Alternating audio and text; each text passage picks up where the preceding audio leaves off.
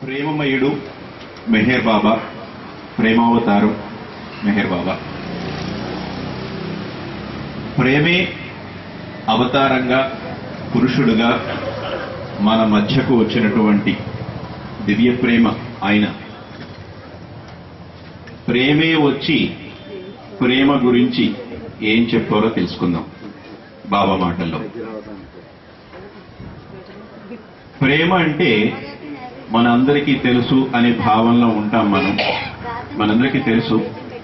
అయితే మనకి తెలిసిన ప్రేమ కన్నా మించి ఏమైనా ఉందా అనేది బాబా ఏం చెప్పారో ఈ ప్రసంగం ద్వారా తెలుసుకుందాం. తల్లి ప్రేమ సృష్టిలో ఎంతో తీయనిది అనేది మనందరికీ తెలుసు. తల్లి తన బిడ్డని ఎంతో గాఢంగా ప్రేమిస్తుంది. బిడ్డకి ఏదైనా అనారోగ్యం కలిగిందంటే విలవిల్లాడిపోతుంది. బిడ్డ చక్కగా పాలు తాగి చిన్నగా నవ్వితే 10,000 10 కోట్లు డబ్బు దొరికితే ఎంత ఆనందం కలుగుతుందో అంత ఆనందం కలుగుతుంది. ఒక్కసారి రిలీఫ్ వచ్చేస్తుంది తల్లికి. అలాగా పిల్లలో ఆ బిడ్డలో నవ్వు కలిగితే బిడ్డ నవ్వితే తల్లికి ఆనందం. అదే బిడ్డ ఏ అస్వస్థత వల్ల ఏ జ్వరం వచ్చో బాధపడిందంటే తల్లి విలువలాడిపోతుంది. ఈ బిడ్డ శరీరం వేరు, తల్లి శరీరం వేరు. తల్లి శరీరానికి బిడ్డ శరీరానికి కనెక్షన్ లేదు. పుట్టిన తర్వాత పుట్టుక ముందు కడుపులో ఉంటుంది. అయినప్పటికీ కూడా ఈ బిడ్డ శరీరంలో కలిగేటటువంటి ప్రకంపనలు, స్పందనలు తల్లికి ఎలా చేరుతున్నాయి? బిడ్డ నవ్వితే తల్లి నవ్వాలని, బిడ్డ ఏడిస్తే తల్లి బాధపడాలని చెప్పి ఎక్కడ పుస్తకంలో రాసిందా? అది తల్లి ప్రేమలో ఉంది. అది తల్లి ప్రేమ. అయితే అదే తల్లి పక్కింటి బిడ్డ పాలు తాగటం లేదనో, నిద్రపోవటం లేదనో, అల్లరి చేస్తున్నాడనో చెప్తే తన సొంత బిడ్డ చేసినట్లుగానే ఫీల్ అవుతుందా? సాధారణంగా కాదు. అంతే విధంగా కాదు. అలా అని అసలు పూర్తిగా పక్కింటి బిడ్డలో మనం పట్టించుకోవని కాదు దాని అర్థం. కాకపోతే తన బిడ్డ నవ్వితే ఎంత ఆనందం కలుగుతుందో అంత ఆనందం పక్కింటి బిడ్డ కలిగితే అంతగా కలగదు. అదేవిధంగా మన బిడ్డ అస్వస్థతతో ఉంటే మనకి ఎంత వ్యాకులత ఉంటుందో పక్కింటి బిడ్డ ఏదో నిద్రపోవట్లేదు, అన్నం తింటలేదు అనగానే మనకి అంత ఫీలింగ్ ఉండదు. అందుచేత బాబా ఏమన్నారంటే తల్లి ప్రేమ తప్పనిసరిగా స్వచ్ఛమైనదే, అందులో సందేహమే లేదు. కాకపోతే తల్లి ప్రేమ తన బిడ్డకి మాత్రమే కేటాయిస్తుంది. అందుచేత తల్లి ప్రేమ నియమితమైనటువంటి ప్రేమ అని చెప్పారు. తన బిడ్డకే కేటాయిస్తుంది. ఒక చిన్న ఉదాహరణ చెప్తాను, కొంచెం జుగుప్సాకరంగా ఉంటుంది. నా కళ్ళతో నేను చూసినటువంటిది. ఒకసారి రోడ్డు పక్కన వెళ్తుంటే ఈ జిప్సీస్ ఉంటారు కదా, చిన్న చిన్న గుడిసెలు వేసుకుని రోడ్డు పక్కన ఉండి పూసలతో దండలు అవి అమ్ముకుని జీవనం గడుపుతుంటారు. ఒకసారి వాళ్ళని దాటేలోగా 1 నిమిషంలో చూసినటువంటి దృశ్యం ఇది. నాకు అది కళ్ళలో అలా ముద్రించబడిపోయింది. బిడ్డకి స్నానం చేస్తుంది, కాళ్ళ మీద పడుకోబెట్టుకుని. బిడ్డకు రొంప పట్టి ఉంది, ముక్కులు నిండిపోయి ఉన్నాయి. తన నోరు ముక్కు దగ్గర పెట్టి ఒక్కసారి లాగిందండి. అలాగా ఆ బిడ్డ యొక్క స్వస్థతే తనకు ముఖ్యం. బిడ్డ సౌఖ్యంగా ఉండటమే తనకు ముఖ్యం. ఆ రిలీఫ్ లేక బిడ్డ బాధపడుతుందని చెప్పి ఆ తల్లి ఆ విధంగా బిడ్డను శుభ్రం చేసి స్నానం చేయించింది. 2 సెకండ్లు 10 సెకండ్లో నేను చూసినటువంటి దృశ్యం అది. అంతే, ఎంతో అద్భుతమైనటువంటి దృశ్యం అది. తల్లి ప్రేమకు అదే చక్కటి నిదర్శనం అది. అయితే అదే తల్లిని పక్కింటి పిల్లాడిని కూడా చేయమంటే చేయదు కదా. అందుచేత ప్రేమ ఎంత స్వచ్ఛమైనప్పటికీ కూడా అందులో దాని యొక్క పరిణామం, దాని యొక్క సైజు మాత్రం చిన్నది.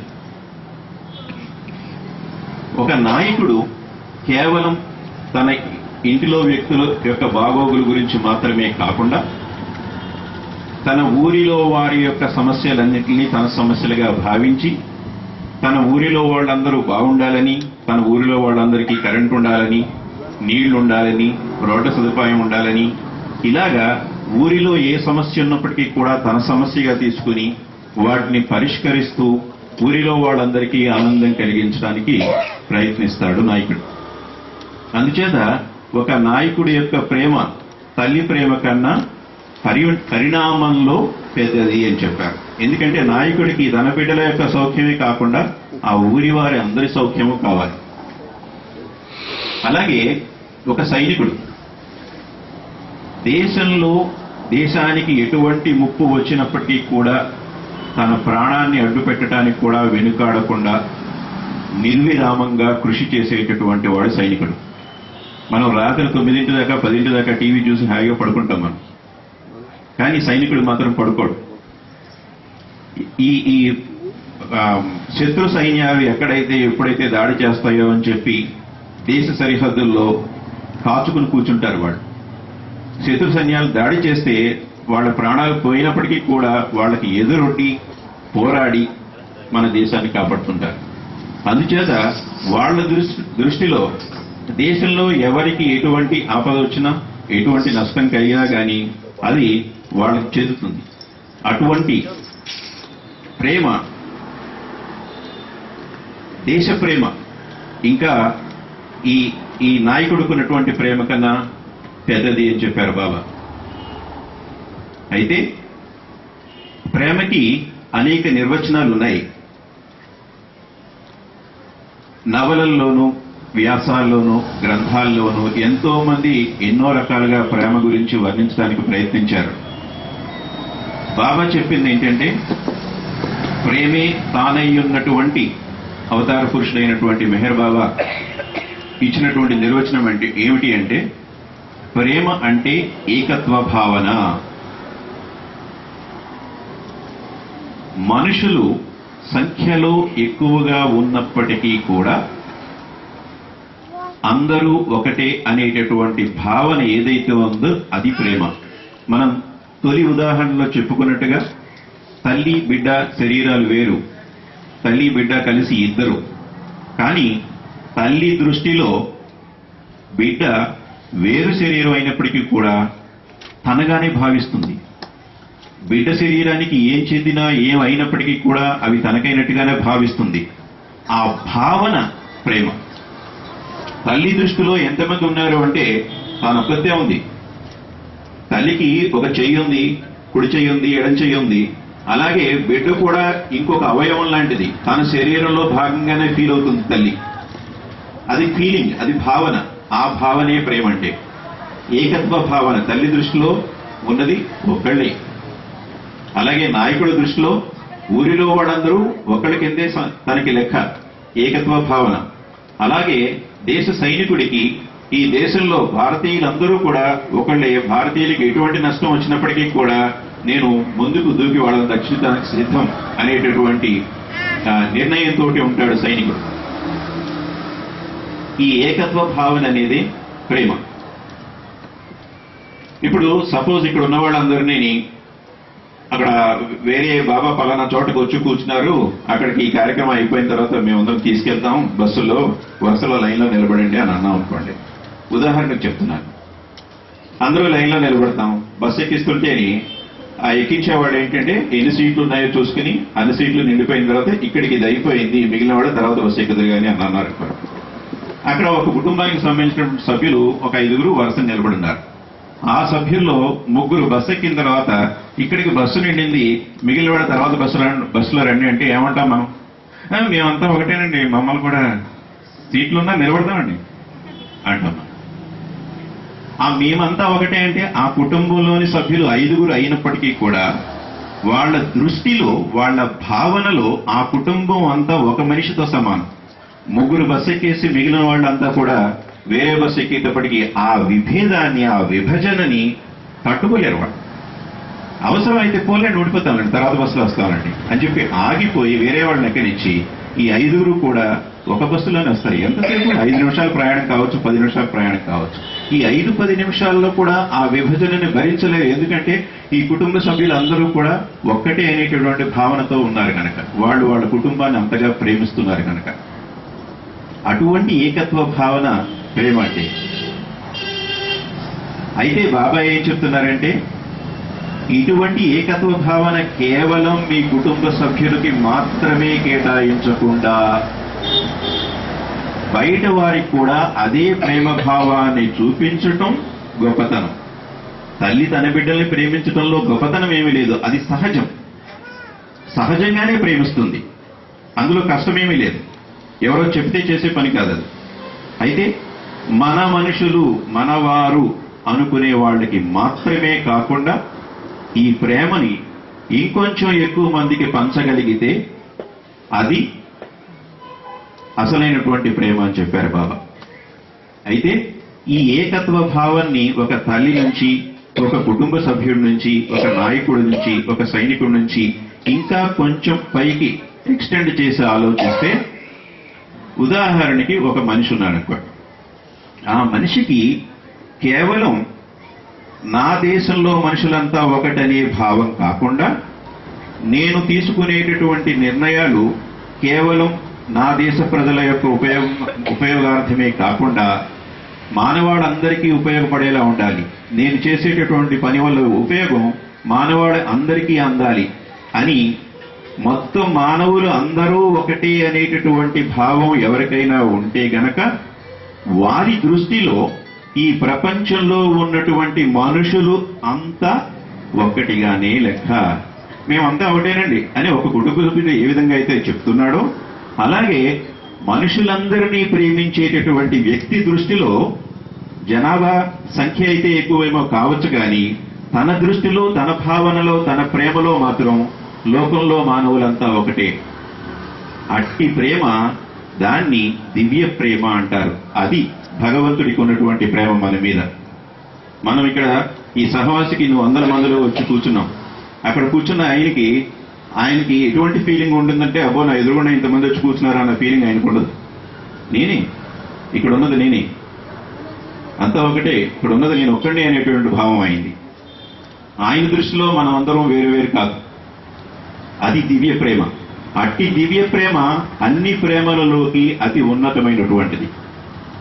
అది ప్రేమ గురించి బాగా చెప్పింది. బానే ఉందండి.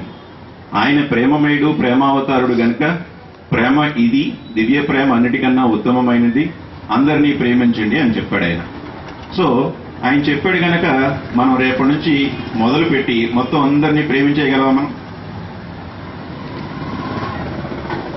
మొత్తం అందరినీ, మన కుటుంబ సభ్యులను ఏ విధంగా అయితే ప్రేమిస్తున్నాం కరెక్ట్ గా సమానంగా అదే విధంగా మనం ప్రేమించగలమా? ప్రేమించలేం. వెంటనే కాదు, మనం ప్రయత్నం చేయాలి. కొద్ది కొద్దిగా మన పరిధి దాటి మిగిలిన వాళ్ళను కూడా ప్రేమించడం అలవాటు చేసుకోవాలి. ఎందుకు మనకిప్పుడు ఆయన జ్ఞానం అందించడానికి వచ్చాడు. ఆయన జ్ఞానాన్ని అందించాడు, ప్రేమ అంటే ఏంటో చెప్పాడు, దివ్య ప్రేమ అంటే ఏంటో చెప్పాడు. అయితే చెప్పిన వెంటనే మనం దాన్ని ఆచరించలేం.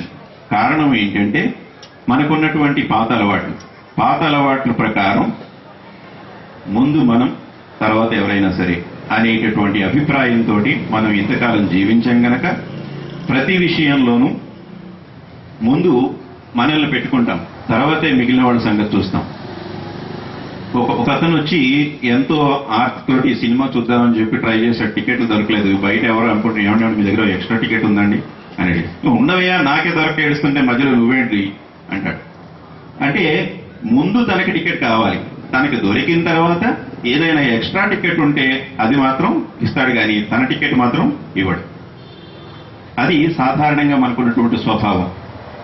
బస్సుల్లో చూస్తుంటాం, సీటు దొరకగానే హాయిగా కూర్చుంటాం. మనం ఎదురుగుండా వయసులో ఉన్నటువంటి వ్యక్తులు నిలబడి ఉంటారు సంచులతోటి, ఇబ్బంది పడుతూ. ఆ బస్సు అటు ఇటు తిరిగేటప్పుడు అవి బ్యాలెన్స్ చేసుకోలేక ఇబ్బంది పడుతూ కూర్చుంటారు. అయినా కానీ మన సుఖాన్ని మనం వదలటానికి ఇష్టపడం. దిగిపోయే ముందు ఏమండి ఇలా రండి, ఇక్కడ కూర్చోండి అని చెప్పి ఎక్కడ లేని ఆదరణ చూపించి ఆ సీట్ ఇస్తాం. దిగిపోయేటప్పుడు మనం ఇచ్చినా ఇవ్వకపోయినా ఎలాగో కూర్చుంటారు వాళ్ళు. అది ముందుగానే ఇస్తే అది ప్రేమ అవుతుంది. అలాగా ప్రతి భావంలోనూ బాబా మనకు అందజేసినటువంటి ప్రేమ భావాన్ని మనం ఆకళింపు చేసుకుని ప్రతి విషయంలో కూడా మనం దాన్ని దృష్టిలో పెట్టుకున్నప్పుడు మనం ప్రేమమయంగా ప్రేమ జీవనాన్ని గడపగలుగుతాం. ఉదాహరణకి ఈ కార్యక్రమంలో అందరూ కూర్చుని ఉన్నారు, సీట్లు సరిపోక వెనకాల నిలబడి కొంతమంది ఉన్నారు. అయితే ఏదైనా పని మీద గబుక్కుని ఎవరైనా లేస్తే జేబులోంచి జేబురుమని తీసి అక్కడ పెట్టి లేస్తారు. కార్యక్రమం 3 గంటలు 4 గంటలు నడుస్తుంది. 2 గంటల వరకు మనం కూర్చున్నాం. ఆ 2 గంటలు అక్కడ నిలబడున్నారు చాలా మంది. ఈ 2 గంటలు మనం కూర్చున్నాం కదా, మిగిలిన 2 గంటలు వాళ్ళని కూర్చోలేద్దాం అనేటువంటి ఆలోచన మనకు రాదు. ఈ 2 గంటల తర్వాత మళ్ళీ ఆ జేబు రుమాలు తీసి జేబులో పెట్టుకుని మిగిలిన 2 గంటలు కూడా మనమే కూర్చోవాలి. చిన్నపిల్లలు తెలియక చేస్తారు, పర్వాలేదు, పెద్దవాళ్ళు మనం మాత్రం చేయకూడదు. అలాగే ప్రతి విషయంలో కూడా బాబా మనకు అందించినటువంటి ప్రేమను మనం చూపించగలగాలి. ఆ ప్రేమించడం కూడా ఏ విధంగా ప్రారంభించగలగో, ఎలా చేయాలో బాబా ఏం చెప్పారంటే, నీకు ఎవరినైతే నువ్వు ఈజీగా సులువుగా ప్రేమించలేవో వాళ్లతో ప్రారంభించమని చెప్పారు బాబా. ఎవరినైతే ప్రేమించడం కష్టమో వాళ్లతో ప్రారంభం చేయమని చెప్పారు బాబా. అటువంటి ప్రేమను మనం ఎదుటి వాళ్ళకి చూపించాలి అంటే ముందు మనలో ఉన్నటువంటి స్వార్థాన్ని మనం చంపుకోవాలి. మనలో స్వార్థం ఉన్నంత వరకు కూడా అటువంటి ప్రేమని ప్రదర్శించడం సాధ్యం కాదు. ఎందుకంటే ఈ స్వార్థం ఏం చేస్తుందంటే, ఏమిటిది ఉన్నదొకటే నీకు ఉంచుకోకుండా అడిగిచ్చేస్తున్నావేంటి అనేటటువంటి చెప్తుంటుంది అనమాట ఈ స్వార్థం అనేది మనకి. అందుచేత ఆ స్వార్థాన్ని చంపుకోవాలి. మంది పడిసం పట్టిన వాడికి గంధాన్ని తీసుకొచ్చి ఎలా ఉందరా అంటే ఏమీ తెలియదు. ముందు ఆ పడిసం పోవాలి. ఆ పడిసం పోయి ఆ మెలిన పదార్థం పోతేనే గాని ఆ గంధం యొక్క సుగంధం తెలియదు. అలాగా మనలో ఉన్నటువంటి స్వార్థాన్ని మనం చంపుకుని కోరికలను మరింత పెంచుకోకుండా ఉన్న కోరికలను క్రమక్రమంగా తగ్గించుకుంటూ నిష్కామ జీవితాన్ని గడిపినప్పుడు మాత్రమే మనం ఎదుటి వాళ్ళని ప్రేమించగలుగుతాము. ఆ విధంగా ఎదుటి వాళ్ళని ప్రేమించినప్పుడే, ఎదుటి వాళ్ళ యొక్క ఆనందం కోసం మనం జీవించినప్పుడే మనము అసలైనటువంటి ఆనందాన్ని పొందుతాము. Real happiness lies in making others happy. ఎదుటి వాళ్ళని సంతోష పెట్టడంలోనే అసలైన ఆనందం ఉంది అని చెప్పారు. ఎప్పుడు మన కోసం మనం ప్రాకులాడుతూ మనం ఆనందంగా ఉండాలి, మనం సుఖంగా ఉండాలి అని అనుకున్నంత కాలం కూడా మనకి నిజమైనటువంటి సుఖం దొరకదు, నిజమైనటువంటి ఆనందం దొరకదు. ఆ దొరికేటటువంటి ఆనందం తాత్కాలికంగానే దొరుకుతుంది, మళ్ళీ మాయమైపోతుంది. అది నిజమైనటువంటి ఆనందం ఎక్కడుంది అంటే ఇతరులను సంతోషపెట్టడంలోనే ఉంది అని చెప్పారు బాబా. అలాగా అనేక సందేశాల ద్వారా బాబా ప్రేమ గురించి మనకి తెలియచేశారు. అందుచేత ఆ సందేశాలను మనం అర్థం చేసుకుని, ఆకలింపు చేసుకుని నిత్య జీవన విధానంలో ప్రతి క్షణంలోనూ ప్రతి భావంలోనూ ఆ దివ్యమయుడి ప్రేమ యొక్క భావాన్ని మనం నింపుకుని ప్రేమ జీవనాన్ని గడుపుతూ ఆనందంగా ముందుకు సాగాలని కోరుకుంటూ అవతార్ మెహర్ బాబా కీ జై.